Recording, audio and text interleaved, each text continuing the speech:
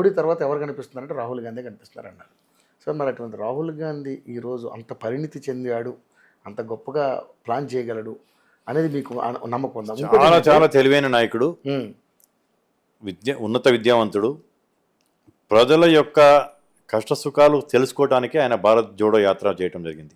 ఉమ్, అంతకుముందు రాహుల్ గాంధీ గారిని పప్పు గిప్పు అని కొన్ని వీళ్ళు కామెంట్ చేసేసి ఆయన యొక్క పర్సనాలిటీని కించపరిచేటట్టు, ఆయన బాడీ షేమింగ్ కూడా పర్సనాలిటీని చేశారు. తగ్గించేటట్టుగా చేశారు.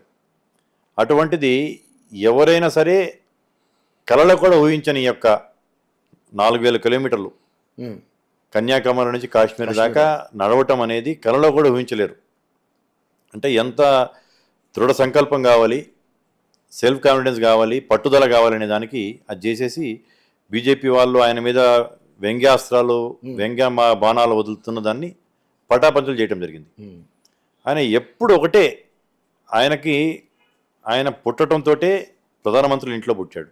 ఉమ్, ఆయన ముత్తాత, నాయనమ్మ, తండ్రి ప్రధానమంత్రులు చేశారు. తల్లి దగ్గరికి వస్తే కూడా తల్లి వద్దని చెప్పేసి వేరే వాళ్ళని పెట్టడం జరిగింది, మన్మోహన్ సింగ్ గారిని. అది నేను అదే అంటున్నాను సార్. ఎందుకంటే ఒక మంచి అవకాశాన్ని చేజార్చుకున్నట్టు పరిస్థితి అంటే చేజార్చుకునేది కాదు, ఆయనకి ఏంటంటే ఆయనకి బలంగా నేను ఏదో తిమ్మిని బమ్మిని చేసి ఈరోజు రాజకీయాలు ఏం చేస్తారు, ఏదేమైనా చేసి బై ద హుక్కార్ గ్రూప్ ఆ కుర్చీలో కూర్చోవాలి అనుకునే యొక్క తాపత్రయం, ఆ కాంక్ష అనేది రాజకీయ నాయకులకి పెరుగుతూ ఉంది. ఆయనకి అటువంటి తాపత్రయం లేదు. ఆయనకి ఏంటంటే ఆయనకి వెరీ సింపుల్ మనిషి, చాలా సింప్లిసిటీ ఉంటాడు, చాలా సాధారణ జీవితం.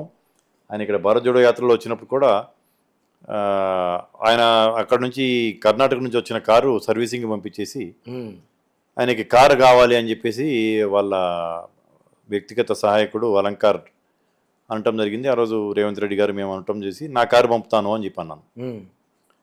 అంటే మీ కారు ఏంటి అని అడిగాడు అతను. అంటే నాది మెర్సిడీస్ బెంజ్ కారు అంటే నోనండి, ఆయన ఎక్కడైనా ఇన్నోవా కారే కావాలి, ఇన్నోవా కారు కంటే మించిన కారులో ఆయన ఎక్కడు, ఆయన అంత సింపుల్ మనిషి, మీకు ఇటువంటి కారులో ఆయన ఎక్కడు అని అంటే ఆయనకి అప్పుడు ఇన్నోవా కారు ఏదో ఒకటి అరేంజ్ చేయడం జరిగింది. ఆ కారు వచ్చేంతవరకు 2 రోజులు తర్వాత మళ్ళీ ఆయన కార్లు. అంటే ఎందుకు చెప్తున్నానంటే ఈ సంఘటన అంతా ఇప్పుడు మోడీ రేంజ్ రోవర్ కారులో తిరుగుతూ ఉంటాడు, ఎక్కడికి వెళ్ళినా కానీ 10 లక్షల రూపాయలు సూట్లు వేస్తూ ఉంటాడు. జెడ్ బ్లూకి ఒక రకంగా బ్రాడ్ అంబాసిడర్గా తయారయ్యాడు. అటువంటిది ఈయనకు లేదు. ఎందుకంటే ఈ born with a golden spoon, అధికారం అనేది ఆయన కొత్త కాదు. అధికారం కోసం ఏదో తాపత్రయపడి అధికారానికి ఎక్కాలనే ఒక మనస్తత్వం లేదు. ప్రజల నుంచి నేర్చుకుంటున్నాడు. ఇప్పుడు తను పూర్తి అవగాహన వచ్చింది భారతదేశం మీద, భారతదేశ ప్రజల మీద, బడుగు బలహీన వర్గాల మీద. అంటే ఆ కుటుంబానికి చాలా ఇష్టం.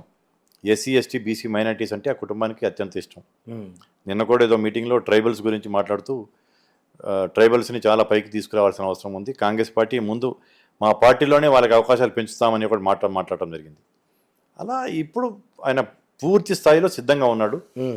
ద బెస్ట్ ప్రైమ్ మినిస్టర్గా ఆయనని మనం చూడబోతున్నాం. ఓకే.